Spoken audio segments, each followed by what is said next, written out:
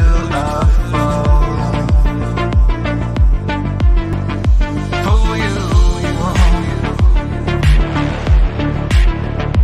for you. Inside this cold for you,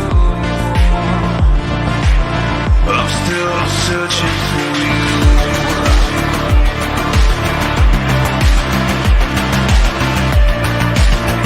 I'm still searching for you.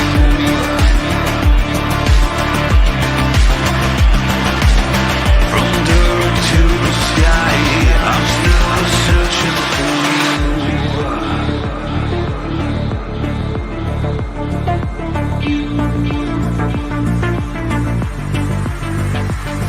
I've seen you inside this cold. I run till I know you,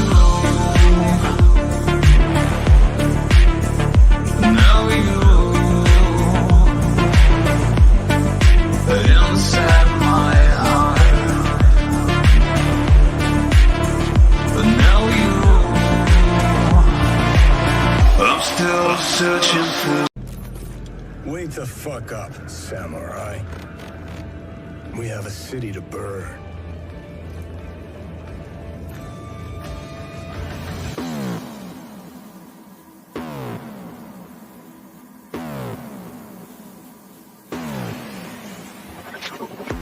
You disgust me. Who gives a shit?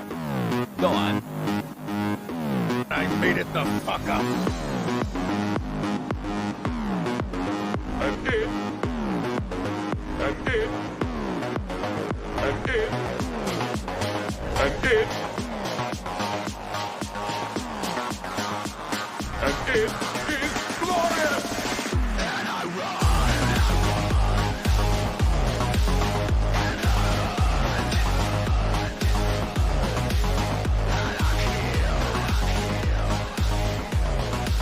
Just for fun, just for fun, just for fun, just for fun, just for fun, just for fun, just for fun.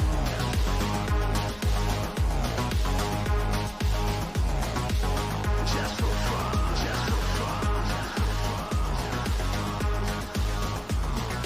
I'm sorry. I couldn't resist. Just for fun, just for fun, just for fun, just for fun, just for fun, just for fun, just for fun. Hello, everybody out there in YouTube land. Welcome to another edition of Tuesday with Geeks. Hi. Hi, it is I, your t-shirted historian, with my fellow panelists, Harmony Ginger, Mr. Victor, and the Ironcaster. Oh my God, Hungar! Good to see you, buddy. First, with a $2. Dang.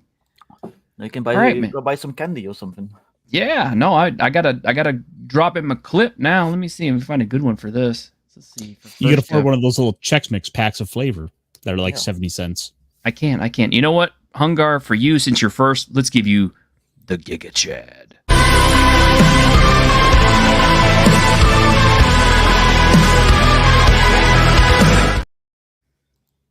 Appropriate. Hey, Maliki, good to see you. Savo, hey, it's good to see you again. Hi, Savo. He says, Looking "Who forward let to your touch in?" I comic. don't know. I always wondered that myself. Yeah, Savo has a good gig going on with Troll Lord Games. She's Yeah. doing, she's doing the comics for them. That's cool. Oh, yeah, that's what she does. Uh-huh. I followed her on Twitter last week. Mm-hmm. Yeah, I followed her yesterday because I saw she followed me. Oh, so who has played Power Wash Simulator Warhammer 40k already? I have not. Wait, that's a thing? Yeah, it's Yes. yeah. We I talked about it mean- last week. Not the 40k one yet. Okay. Because I have Power Wash Simulator and I was like, I missed that somehow? No, that's coming. 40k. Nice. Yeah, you can start washing like what is it, like the Adeptus Titanicus, the rhinos, and all that stuff. Oh, well, I'm in. Yeah. It'll be cool. Last time I played, I was watching Bikini Bottom. That was fun. Hey. Oh yeah, with the SpongeBob. Job. Yeah. I Yeah. always thought that seemed like a strange game concept, but you've sold me. I'm a millennial. You sold me on Bikini Bottom. I'm not gonna lie to you. Yeah. There's All right. something so satisfying about it. I'm busy kind of like saving up money because I really want to get Persona 3, but I also really want to get Helldivers 2 because it looks like it's so much fun. Yeah, That's yeah. what everyone's playing recently. Uh-huh. That is. It looks Yeah. amazing, but all the discourse around it is really annoying, and that's what spawned the whole Starship Troopers thing that was going around a couple weeks ago or last week, whatever it was. And it's like, shut the hell up. Yeah, that and all the people out there on Twitter just screaming about it being, oh, it's an amalgam, it's fanti-fascist and all this stuff, and I'm just kind of like, it's a video game. Yeah. I think it's a parody, right? I haven't played it. yeah. Yes. I think it's a parody. Yeah. It is actually a parody. It's funny. So, Yeah. Yeah, it purposely lampoons that kind of like that Starship Troopers and the movie version like vibe. Yeah. And yeah. Done by fellow Dutchman Paul Verhoeven. Yeah. Which is very It's cool. fun, and they have to kill the fun. Yeah, you know what? I forgot you had another Dutch actress who is like really just unbelievably hot. Well, I mean, she kind of used to be. She's a little old now, but Famke Janssen. Oh, Yeah, she messed herself up with like plastic surgery, but she used to be pretty hot, yeah. That's sad. yeah. And I mean, we've got like a bunch of good Dutch actors and actresses. oh yeah, got a lot of good-looking Dutch women. I mean, just all the ones I've seen. Yeah. But, I mean, I wouldn't know, but hey, Ryan David, it's good to see you, man. Hey, and I got your word that your Greenhaven book is in print now. I gotta get that. And speaking of books in print, let me go live to Twitter because I have something to show you. I'm quite excited about. So this is from comics, from Titan Comics. On sale tomorrow. Not one, but two Conan titles. Savage Sword of Conan returns with issue number 1, and Jim Zub's critically acclaimed Conan the Barbarian series continues in issue 8. nice. Yep. Should be really cool.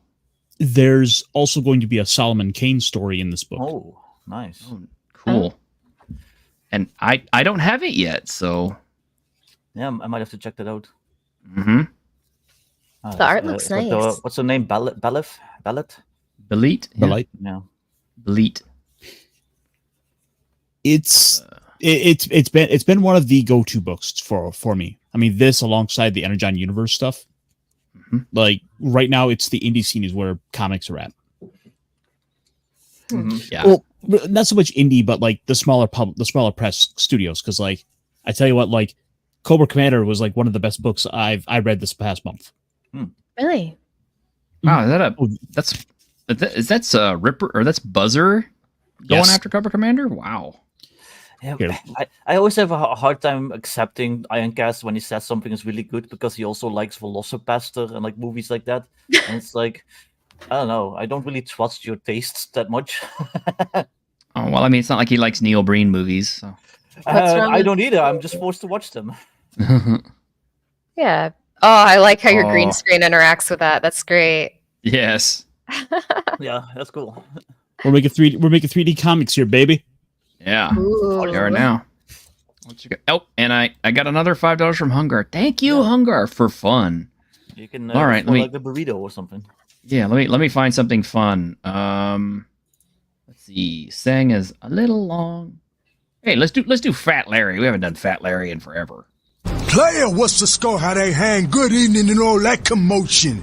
Welcome to Fat Larry's Trucker Mac, the only store for all your needs after 10 o'clock. I am the proprietor and salesman of the month several years in a row. The ladies call me, oh God, but you can call me Fat Larry with a F-A-T, cause I know I got a weight problem, I just don't give a fuck. Based. I love Fat. Great game. Second one that's coming out. No, thank you. Yeah, I am worried about that second Bloodlines. Well, first off, I don't like the clans that they picked for you to start with. Mhm. Second, I don't like the idea of having to pay for extra clans. No. And third, yeah, the game really. I mean, when I saw the game preview of it, the first thing I asked those guys was, I said, "Are you playing this on a potato? Why is it so damn slow?" Is it a full price game? Oh yeah, I mean, And they're making you pay for extra factions? Oh yeah, they will. They'll make you pay for extra clans because they only start with 4. Who's and they're like, developing it? oh, some British company called the Chinese Room. It also just looks very There's my woke. case. Because that's not confusing enough as it is. Mm-hmm. Yeah. On top of that, I am pretty much forced to have it now because I pre-ordered the damn thing like almost 4 or 5 years ago, Yeah. and I can't get out of it now. So I've seen some of like the previews, and it's like so your vampire character's like from the 1800s or something, and you just woke up, and of course you've got a side cut and like everything. It's like, oh yeah, because that's totally what women had in like 1860 or whatever the hell. yeah, yeah. Your character is an elder who went into torpor and then wakes up with amnesia. Oh, and another vampire kind of messed up in her head. So I'm kind of like, oh, good. So you like stole the best element from Cyberpunk 2077 and stuck it in there. That's Pretty much. original. Yep. I see. Except whichever vampire it is that's stuck in your head ain't going to be nearly as cool as Johnny Silverhand. Yeah. But, yeah, well. Agreed. Anyway, try not to be too curmudgeonly about it. Oh, Nah, you're fine. it's I'm fine. learning from you not to pre-order games. So thank you Yeah. for letting me learn from your mistake. Yeah, that was a costly one too because it's like an $80 game. So Ooh. Yeah, you're in your 50s, T-shirt. You get to be a curmudgeon all you want. That's like half the fun of being that age. oh, that's true. Yeah, am I at the age yet where I can yell at kids to get off my lawn? Oh yeah, Or- definitely. I thought I had to wait until I was like 60 and retired. Nah. I think it's legally 55. Oh, okay. I'll wait 5 more years and then I'll yell at kids. Okay. Well, let's see what else we got.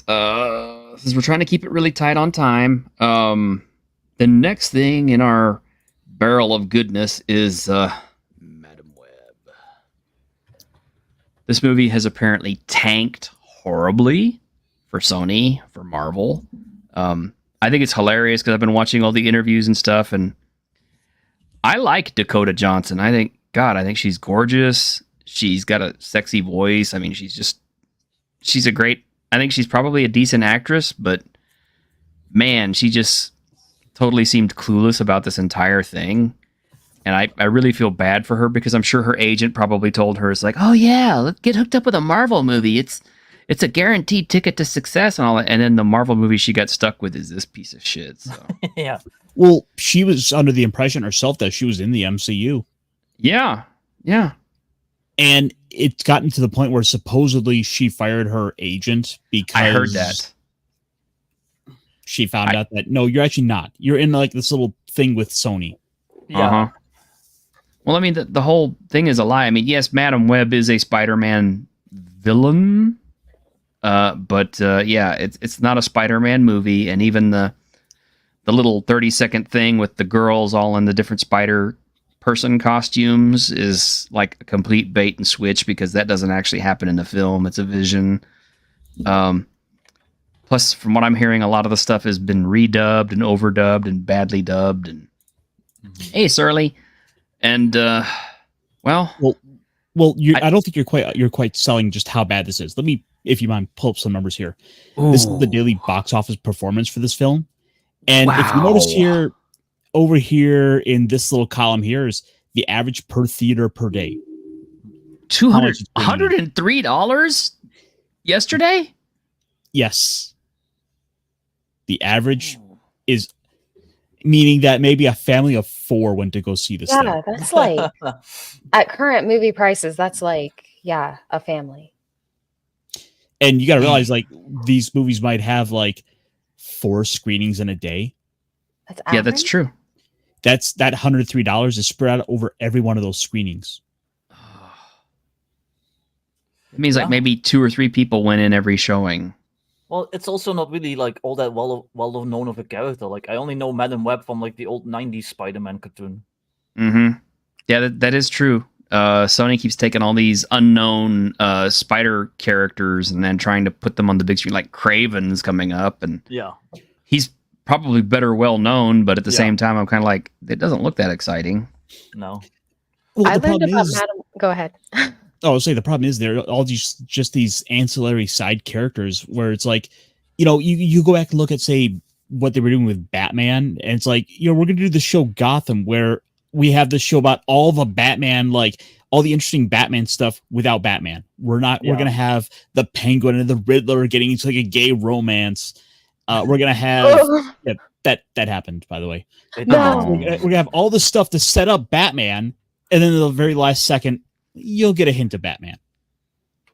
Get a whiff of Batman. They actually ended up making them gay because I stopped watching at some point, and so I didn't get that far. Well, for those of you who haven't seen Madam Web yet, I have a breakdown for exactly how good that show is, and that is brought to you by our fellow YouTubers over at Pitch Meeting. And if you haven't seen this yet, it's very, very funny. Also, I'm also saving my producer time from having to watch it on Pitch Meeting.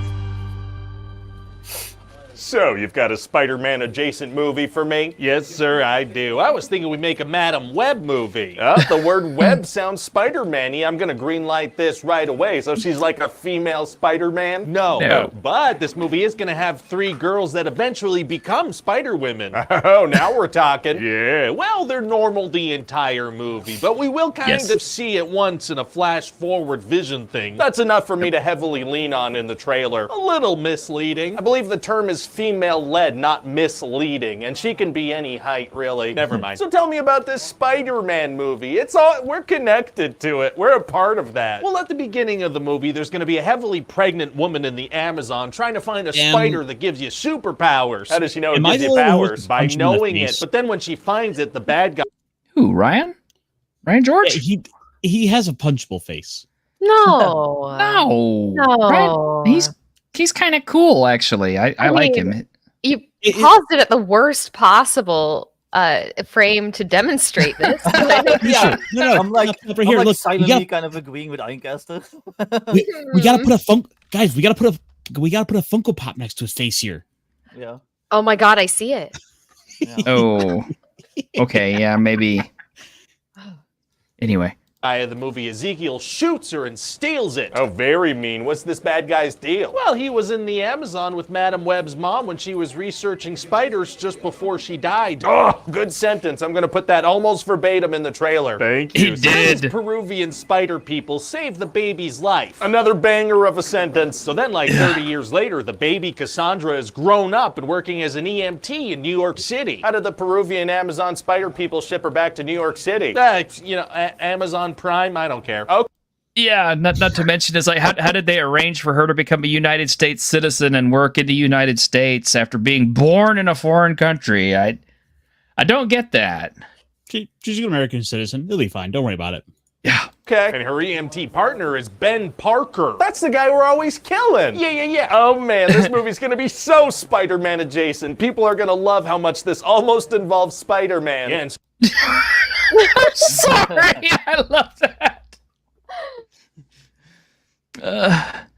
So one day Cassie falls into some water and has a near-death experience. Those can be fatal. I mean, no, they're not. But anyway, Cassie develops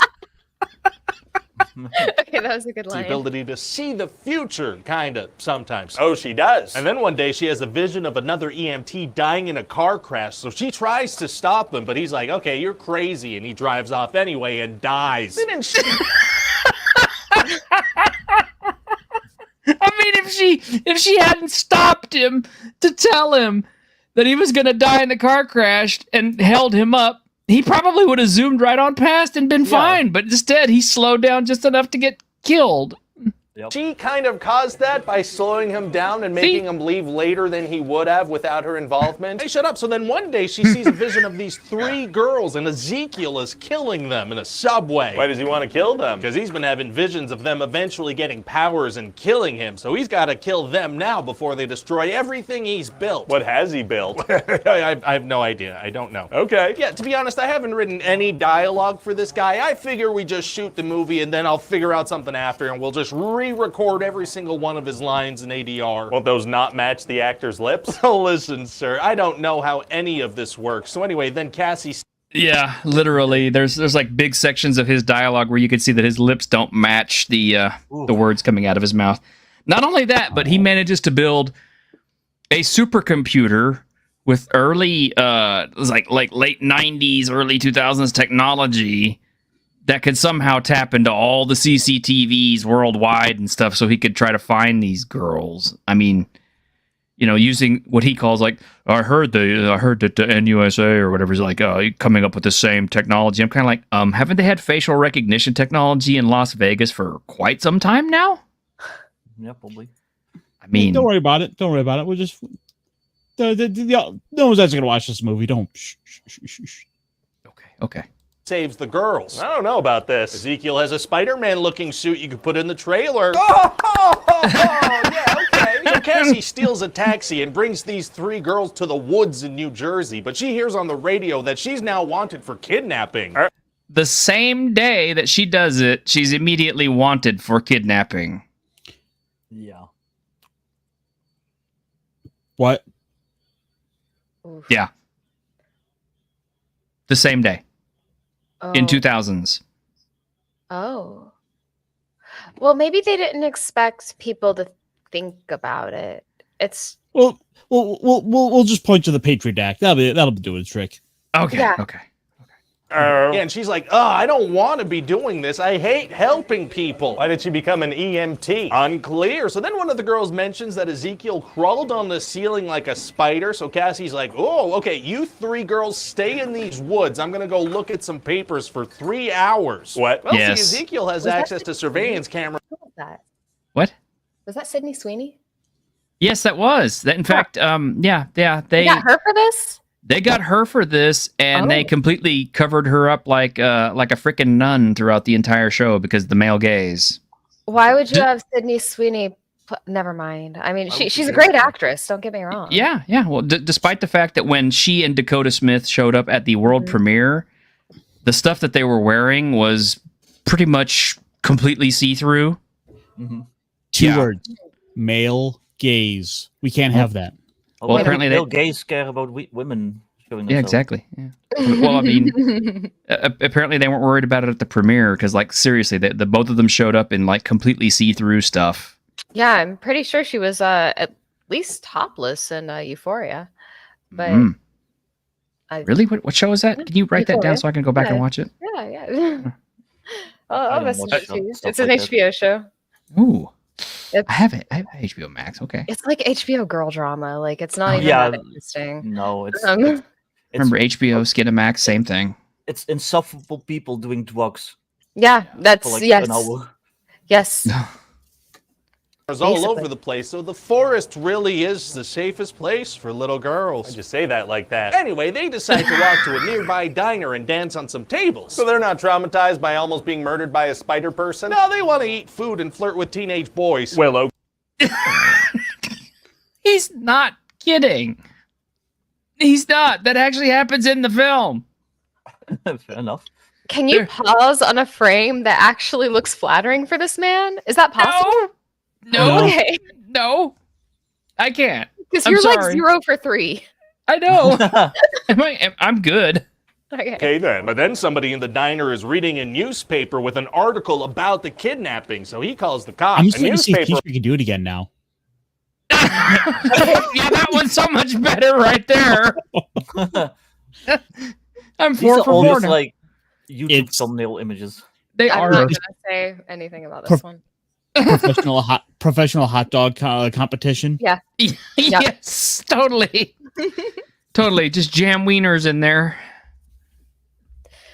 The thing is, I like this guy. He's funny. I do too. He's got a good YouTube channel. I feel bad making fun of him. I've never watched his stuff, so I don't feel bad at all.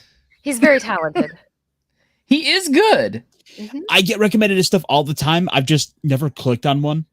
What? Why? He's good. He's very funny. I have so much shit I'm already watching. Point. You Okay, should watch I'll this just- YouTuber called Reaper. Oh, he's I think you funny. Like him. Yeah, Reaper is I hilarious. love Reaper. Yeah, Yeah. I love Reaper. I could be watching Pippa.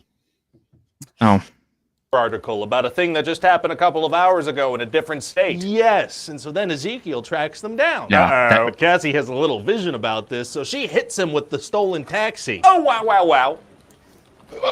how? And then she's going to teach the three girls CPR, because that's going to come into play later. It's like Chekhov's CPR class. Oh, you're doing some three shadowing. Isn't it foreshadowing? It's not up to that level, I don't think. No. That's fair. Anyway, now Cassie has to go to Peru for a dump. Kind of a long way to go for a bathroom break. No, it's an exposition dump, like she does it on a canvas. No, she tracks down the spot in the Amazon where her mom died and meets with a dude who was there and gets all the information we in the audience already have. Oh, okay. How does she find the exact spot? She had a Polaroid picture of a tree. Okay, that's basically coordinates. So she has a vision about her. Shit.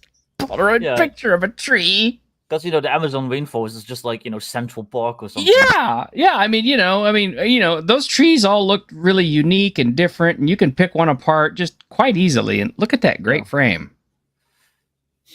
I mean, that's better than the others. Is it? It looks like he's smelling his own fart. It does. It's like Jeremy Crawford face. Favoring it. Somebody else's.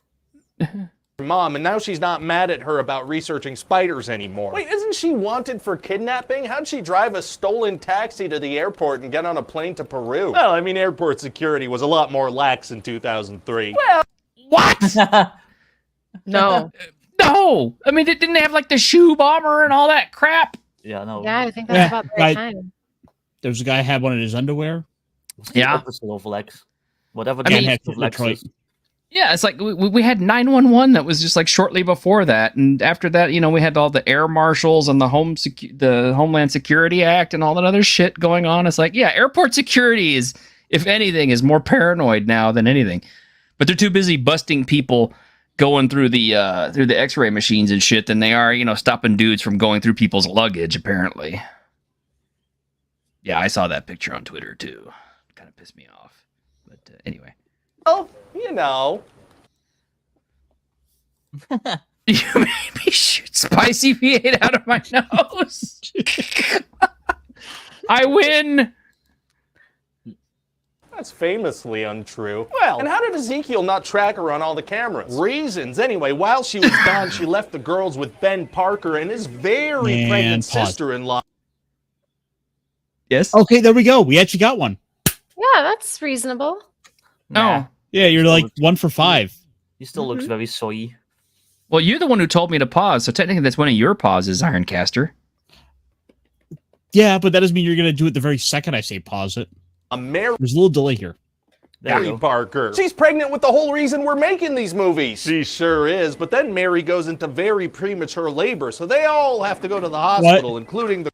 Yes. The woman that they left with somehow suddenly goes into labor for no apparent reason. And I think there's an actual line in the film that is something to the effect of, well, either her water broke or she just had to pee all over herself.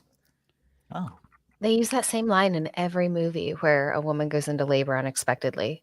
But like, that's normally not how it even works. I wouldn't know. I don't watch movies with women in it. I've never been that close to anybody who was that pregnant. So your water doesn't just break. They usually break it at the hospital. Oh. Yeah, that's not really a thing. It doesn't just kind of like go kaboosh. No, you don't. No. Okay. Not in like 90+% of cases. No. Okay. They break it at the hospital. Oh. Well, see, there I go. That's not a thing that happens. I learned something. Yeah. Okay. Girls. I mean, why do the girls need to go too? So the rest of the movie can happen. Okay, so Cassie gets back from Peru and has to go help the girls with her stolen cab. Wow, well, I mean, this guy's basically evil Spider-Man, and she could just kind of see the future a little bit sometime. It's gonna be tough to fight him. Actually, it's gonna be super easy. Barely an inconvenience.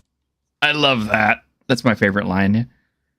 Oh, Delver says his wife did in both cases. Okay. Oh boy. Well, I see. Well, I don't know. Delver lives like in a cabin out in the middle of the woods or something. I don't know. I think he lives like 5 minutes from me, though. They had to have a beaver cut the umbilical So cord. close to me. He had a Florida alligator show up to bite the cord or something. I don't know. That's how they do it here. Yeah. You're some weird wood nymph, Harmony. We all know this. Yeah. Oh, really? Yeah, see, now she steals an ambulance and crashes that through a wall into him. So her powers are seeing the future and then also Grand Theft Auto. And attempted vehicular homicide with said thefted auto. Yeah, very cool. Didn't somebody probably need that ambulance, though? I don't care. So then there's going to be a big final fight. None of the characters are capable of fighting him, though, right? That is correct. And there are no more stolen cars in play. So they lure him into a firework factory. Yeah. The final battle takes place at a fireworks factory and yes, that's the expression. That's the expression. I mean, I'm kind of okay with the fireworks factory because explosion good, I guess. Yeah. Except you realize that if a fireworks factory goes up, it usually takes like, a city block with it. Yeah. Yeah, but it makes for good TV. Sure does. And set it all up to explode. I saw that in a cartoon once. Same here. So Cassie uses her vision powers to help them dodge Ezekiel's attacks, and then also she can be in multiple places at once now. Oh, she can? Yeah, the guy back in the jungle told her when you take on responsibility, great power will come. Oh, that's kind of like the famous line. Yeah, exactly, but not as good. And that unlocked powers for some reason. Yeah. 1 for 6. I hate this.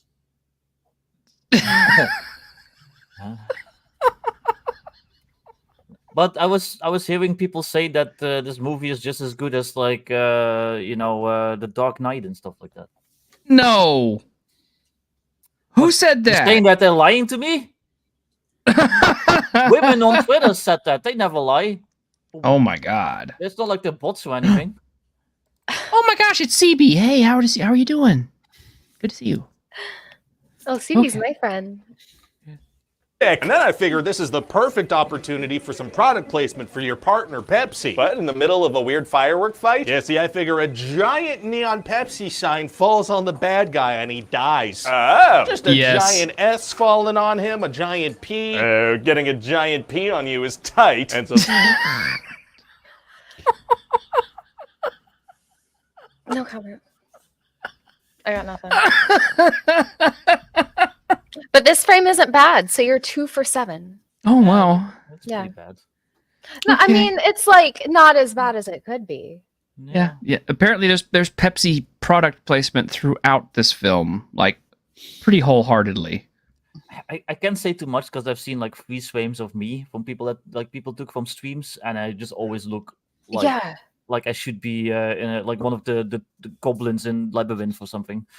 Yeah. It's really anytime you take a still of something in motion, everybody's gonna look like they're ready to suck dick or something. Like secret monster holes are tight. This is so terrible. Like, come on, I could do a better product placement.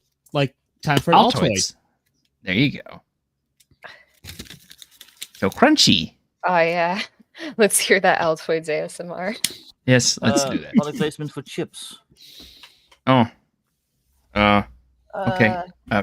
Product placement for Fireball Ramen from Maruchan. Lace, cheddar, and I don't onion. have any food within reaching Yeah. Well, you got insulin. some Mats. Here's some insulin. Maruchan Fireball. When you absolutely have to blow your asshole right out, this is what you ate.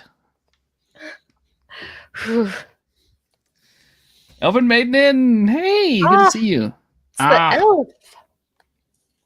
Good to see What you. is her YouTube avatar? I can't even tell what that is. What is that? It's a silhouette. Oh, okay. That's the elf ear. Okay. Yeah. Uh-huh. I was thinking it's Alright. either that or like a baseball cap backwards. Me too. That's what I thought. Uh-huh. That's the end of the voiceover, bad guy. But then Cassie falls into some water and gets a firework in the face. Oh. So it's time for the girls to do some CPR and save her life. Oh, from the two shadowing. Yeah, now she's totally fine, except she's blind and in a wheelchair forever. What, from a firework? Yeah, but she's perfectly happy. She cracks a little joke about Ben thinking that being an uncle is like all fun and no responsibility, but she knows what's coming. She knows I am Jack's raging bile duct. That he and Peter's parents are going to die. I mean, instead on the of plus side, saving- you at least had a good pause there. So you were like 3 for 8. Oh, 4 And for then 9. she's joking about it? Yeah, really funny stuff. And then we're also going to tease a future where Madam Web and those 3 Spider Women fight crime together or something. Yeah, how are they going to get powers? Unclear, but won't it be fun to see them all in a future movie together? Maybe. I don't know these people. Very fun. So what do you think? Hey, listen, you plop some Spider-Man related stuff onto film and you've got yourself a movie, I think. I don't really know what superhero fans like. Let's hope it's this. Yeah. Kind of says it all. Also, if you want to laugh, our other good friend, the Echo Chamberlain, put up a 50 reasons why this is the worst superhero film ever made. It is hilarious. It was too long to put on here, but I thought this one was pretty funny. And I've never done Ryan George on here, so. Well, that was fun. Yeah. And now Go you ahead. don't have to see the movie. I wasn't going to. There you go. Like everybody else. Yep. I think they No, have I'm like... gonna, Go ahead. I'm gonna go see Dune 2 this week. I was curious about that. Everybody says that's good. I like the first one, so. I'm behind. I only saw the TV series or the made-for-TV movie. I can't remember which it was. Watching No, high school. That's good. Yeah. Yeah. The 84 Dune and the sci-fi series are both good. They're pretty accurate for the most part, kind of, sort of. There's a free version, like a fan edit of Dune. It's on YouTube. I can't remember what it's called, but it's like a really good fan edit. It's pretty much considered like the best cut of the movie. Yep. And you can just watch it on YouTube on like 4K. Oh, and Delver with $5. Hey, thank you. Have fun, guys. Time for me to go morb. It's morbin time. Oh man. Okay, so my best friend and me, we use morb to say taking a shit. So that's kind of funny. Okay, this I one. thought you say that's how you and your buddies say "I love you" to each other. No. Okay. No, because that movie was so bad, and it was like, yeah, but we are back. I gotta go take a morb, and then. Okay, you know what? I'm gonna do something special for you, Delver. We're gonna do. We haven't done this in a very long time, and I've never done this with Harmony on. So here you go. The world of The Witcher, Blood Origin, is a medieval realm divided into 3 kingdoms that have been at war for 1,000 years. Want to explore the exotic serpent clan who serve the southern kingdom of Darwin? Well, be introduced to a mix of Caucasian, Black, Asian, and Latino people you would find in relative proportion in metropolitan Los Angeles. What about the Raven clan that defends the northern kingdom of Prussia, a place where the inhabitants are the same mix of Caucasian, Black, Asian, and Latino in relative proportion to metropolitan Los Angeles? Finally, take a journey to the mysterious far-off kingdom of Zintrea, where the folk are the same mix of Caucasian, Black, Asian, and Latino in relative proportion to metropolitan Los Angeles. But don't fear, if you still have a yearning for exotic medieval fantasy, then embark on a journey of escapist epic adventure in Willow, set in the ancient kingdom of Ter Azlin, where the folk are the same mix of Caucasian, Black, Asian, and Latino in relative proportion to metropolitan Los Angeles. And from there, be swept away in the grand fantasy spectacle of The Lord of the Rings of Power, where the insular island society of Numenor is made up of a mix of Caucasian, Black, Asian, and Latino people in relative proportion to metropolitan Los Angeles. Then be swept forth to the distant and utterly different geography and climate of the Southlands, a pastoral folk made up of exactly the same mix of Caucasian, Black, Asian, and Latino people in relative proportion to metropolitan Los Angeles. Bullshit, you haven't played that one with me here. I have not. I think this is the 3rd time. Is it? Yeah. Oh. Okay. Well, it's okay. I apologize for nothing. I forgive you. I apologize for nothing. And look, Surly Unicorn loves this. Everybody loves that one. That one's funny. Oh my God, Hungar. Mm-hmm. Thank you so much. Holy crap. Oh. $10. Dang. Thank you so much, sir. All right. Watermelon on my feet. We haven't done that one. On my feet? Yeah. Yeah. Why am I doing this again? When you can balance attack hammer on your head, you will head off your foes with a balanced attack. And why am I wearing the watermelon on my feet?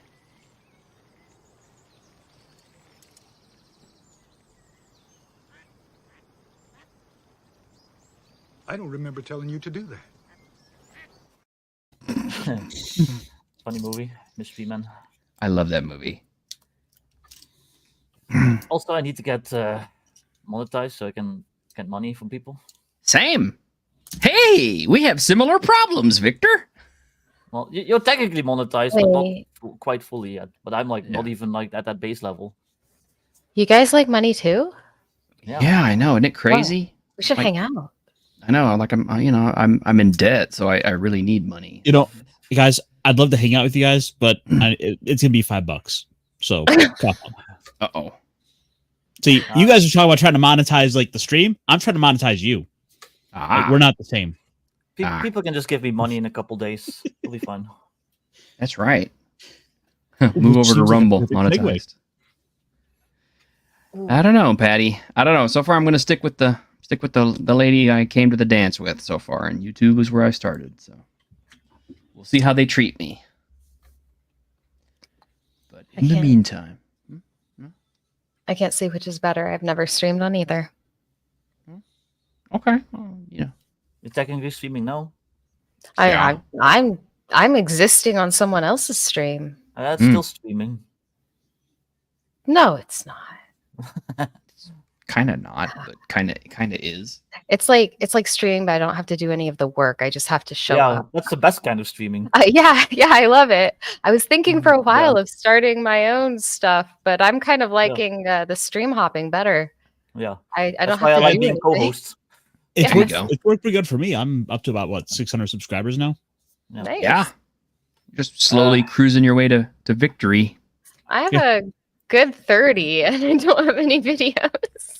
Well, folks, I think she's clearly not doing this right because we need more people to go and subscribe to Harmony Ginger. No, I don't have anything.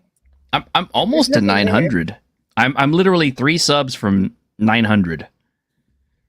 Yeah, so I'm at 2027. Yeah, well, you're awesome though. That is true.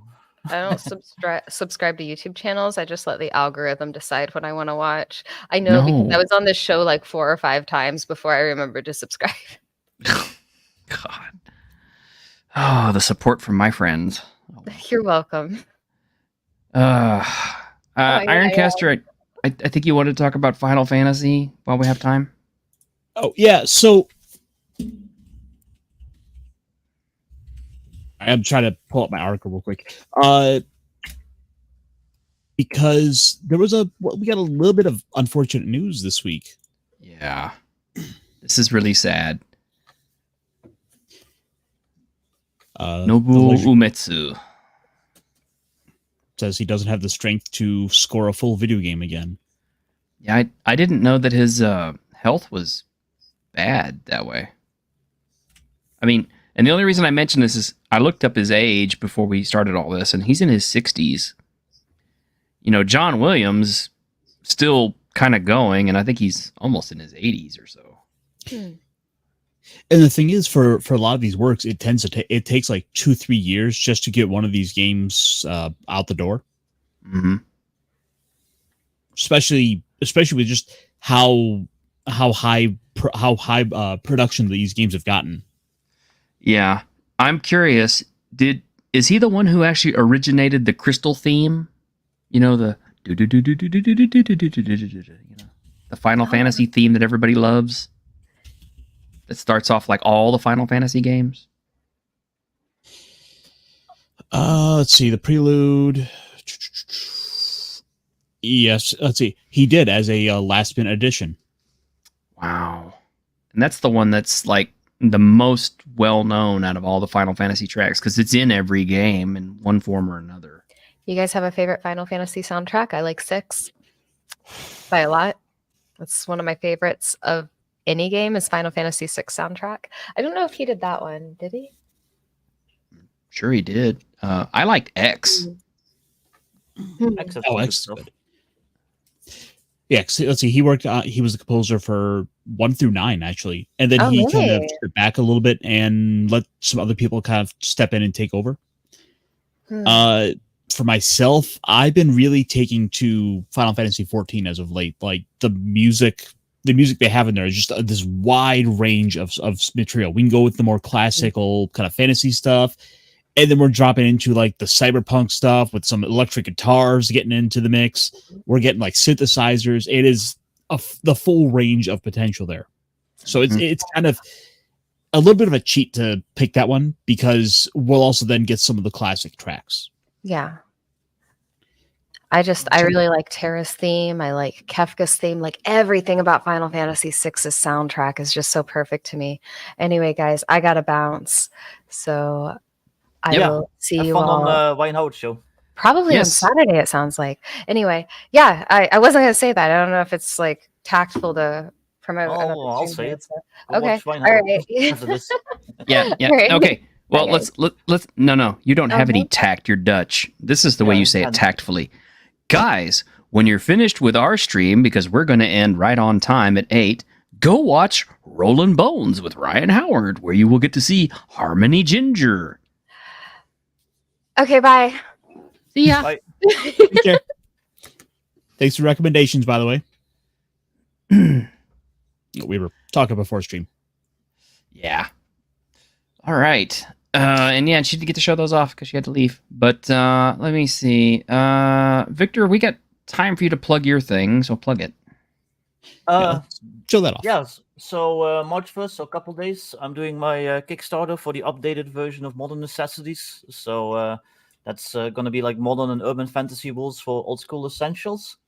It's going to be about 150, 160 page book, the main one. And then I'm adding like all these stretch goals, including for sci-fi and cyberpunk rules, kind of like steampunky and like Weird West stuff. And then like a full adventure module called Bunker in the Badlands. And it's kind of like my homage to Keep on the Borderlands, but set in a magical apocalypse like Earth. Cool. And yeah, like I said, that's going live in a couple days. Let me drop the link so you can share it if you want to. Should. So what's been your favorite little aspect of this project here? Because I mean, I know you're a gun guy. You like your guns. Yeah. I assume probably do a little research and making different models stand out from one another is probably part of I'm not doing specific models because that way lies insanity. Unless you're going with a very specific theme, I don't think specific models are needed. So I'm doing types. So we've got assault rifle, battle rifle, shotgun, combat shotgun, like all that stuff. And it's up to you. I should clarify. That was kind of more along the lines of what I meant. Yeah. Okay. Yeah. So I do try to still go pretty in depth with that, even though I do like kind of do the generic models. One thing that I really enjoy doing, and people enjoyed that in my 5th edition book, is I have like rules of how different fantasy races approach firearms design. So a halfling isn't going to design a gun the same way as a human. An elf isn't. A dwarf isn't. An orc isn't. So there's like basically pros and cons for like each like racial modifier. So like an orc gun, like in my head, those are like even junkier versions of like the Russian stuff, like an AK, but there's like even more rivets on it and like sharp angles.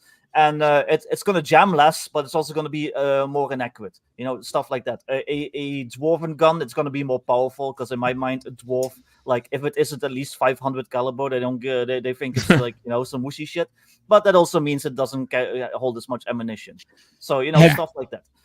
Have you thought about putting in some sort of like cost modifier? Yeah, there's gonna be various cost modifiers. I also have like kind of like condition modifiers. So you can find like a gun that's like all dirty and worn, and it has like penalties, and then you can find a gun that's like all like modified and tricked out, and it has like bonuses and stuff like that. So I'm trying to get pretty in depth with that without going too crunchy, but. But yeah, so and it's not even just all guns though. So there's like 20 modern teams classes. There's like vehicle rules. There's like extensive equipment rules. I have like modern teamed spells. which I call technomancy. I have like NPCs. I have like all this stuff. So yeah, and it's you can just take that and just put them in your old school essentials game or any other like BX game or any other like compatible OSR game, and yeah, you can just have modern stuff. Like, say you want to do Isle of Dread, but you kind of want to like make it more like Kong Skull Island or like Jurassic Park. Well, maybe you're like some mercenaries or adventurers who find this island, like, in the 1970s or 80s. So you're like, walking through the jungle with your M16s and like, your shotguns, and all of a sudden like a T-Rex shows up. Like, who knows? So you can do all that stuff. Always cool, man. Yeah.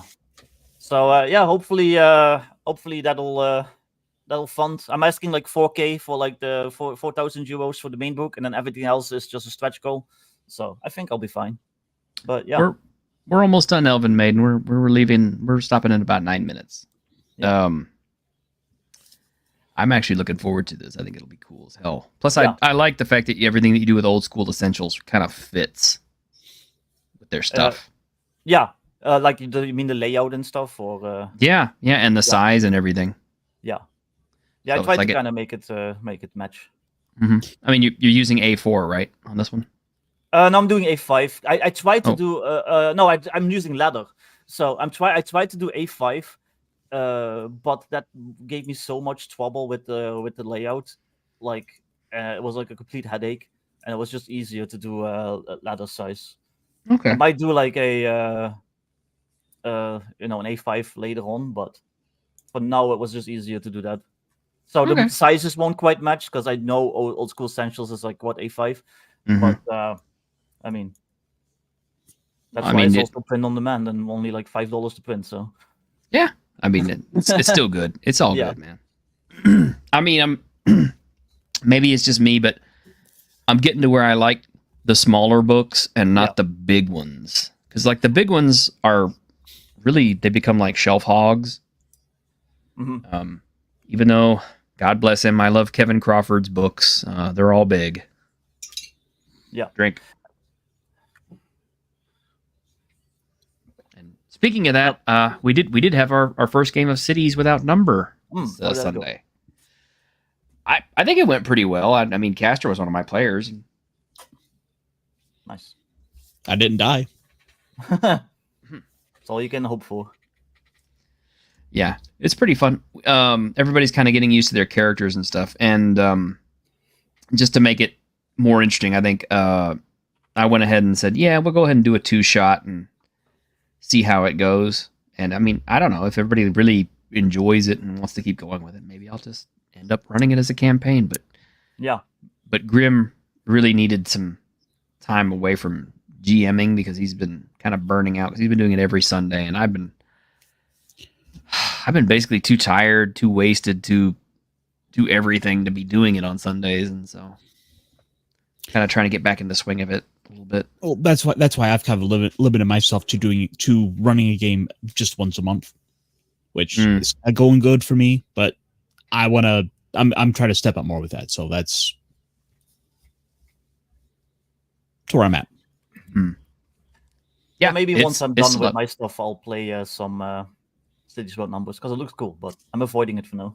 I know, and I know why, and that is a good reason. I do wish you'd hurry up and get it out, though. But, yeah, because that's what we need, man. We need more Cyberpunk stuff. Yeah, so we can integrate it with everything else. Because I mean, as soon as your stuff comes out, I can go like, oh, look, this works really good with the Cities Without Numbers. I can just like crib all this and put it into there. So yeah, you can mix and match. It's like the beauty of all the old school stuff. And that's actually why I'm excited about the Modern Necessities whenever it comes out, because I'm sure there's going to be things in there that I'll be able to incorporate into those games. So yeah, I already get like messages from people that tell me that they're using it in their games and they're having a lot of fun. So that's always like really nice to hear. Like, I'm still not used to being like a creator, let alone having people that are fans of my work. But I mean, it's nice to hear. On kind of a different note, I do have an anime that I have started watching. I don't know how new it is. I'm not gonna say, oh yeah, it's brand new. But I just discovered it so it's new to me. I've really been enjoying it, though. It is this one right here. The Unwanted Undead Adventurer. I've heard of this one. I think Brandon gave me a recommendation for this series. I think it's still coming out if they're only up to 8 episodes. But yeah, this series is pretty cool because this guy is an adventurer who is just kind of like a mediocre adventurer. He's kind of like a, like a nothing spectacular adventurer who gets killed, and he comes back as an undead, as a skeleton, basically. And from there, he finds out that the more other creatures that he fights, he can start getting level ups and experience and stuff. And he can evolve into greater forms of undead. Like, I guess it's not too much of a spoiler to say that, he goes from being a skeleton to a ghoul. And I don't know where he's going to end up with this. I mean, I guess maybe, huh? That's kind of what I was thinking too. Is like, maybe at the end of the series he'll be a vampire or a lich. Yeah, that's interesting. Yeah, I think so. I've been meaning to watch Freewin, because people tell me it's good, but it is good. Actually, what shocked me is my producer is one of those guys who he doesn't want to watch an anime unless it's like super exciting, fun, and constantly moving and stuff. I was gonna recommend Freyrin to him, but I thought, nah, he's not gonna enjoy it because it's very kind of methodically paced and it's not necessarily action packed. It's just really, really, really good story, but it's also a little bit slice of life, and it's about memories and things like that. Yeah. But he was the first guy to tell me, he's like, oh yeah, that's a great one. And I was like, really? And it's still going. It's not finished yet. It's got an interesting concept. I think it's awesome. And what I kind of want to see is, because a lot of anime nerds like myself also play Dungeons and Dragons and stuff, I want to see how many anime nerds who watch that come back to the table with elf characters who have that same kind of mindset. Yeah. I may currently be playing an elvish cleric with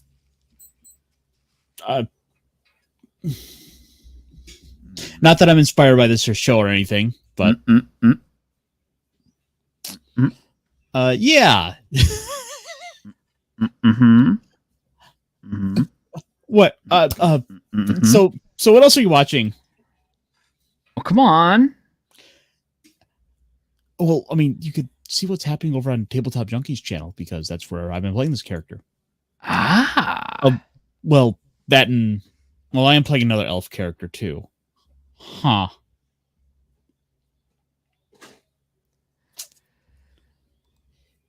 Yeah, well, I mean, yeah, Malak. Yeah, everybody knows about Record of Lodoss War because that's like the quintessential D&D anime.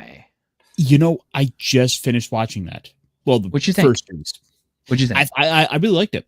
I see why so many people hold it up so high. And the animation for the time was just gorgeous. Well, it's literally based on like an actual D&D campaign. Yeah, Sword World. I was going to say, would it have been D&D or Sword World? No, it was originally D&D, and then they moved it to Sword World. Like originally, when they voted and they had it like in these like magazines, it was like basically play reports of like their D&D game. And then Sword World was kind of like the response to like the Japanese playing D&D. I guess they wanted like their own take on it.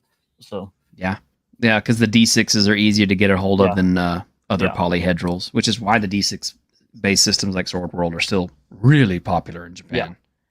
And just one brief thing before we wrap up. Okay. The interesting thing with speaking of the D6, the new Final Fantasy RPG is purely D20 and D6. I can't wait to see more on that. From what little bit I gathered, you're not rolling the D20 to hit. It just you crit on a 20. You hit every turn, but you're just seeing if there's that off chance you happen to crit and then you deal double damage. Oh. I'm just looking forward to the Tomb Raider RPG.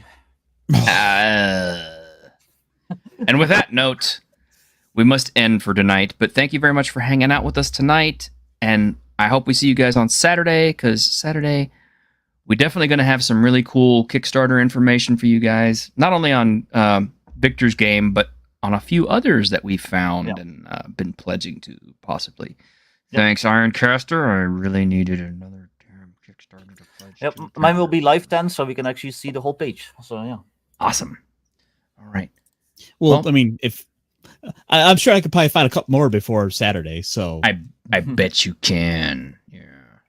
Oh, this one's only got 48 hours left to go. Shut up. All right, everybody. Y'all take care. Have a good night, and we will see you over on Rolling Bones because we want to go see some more Harmony.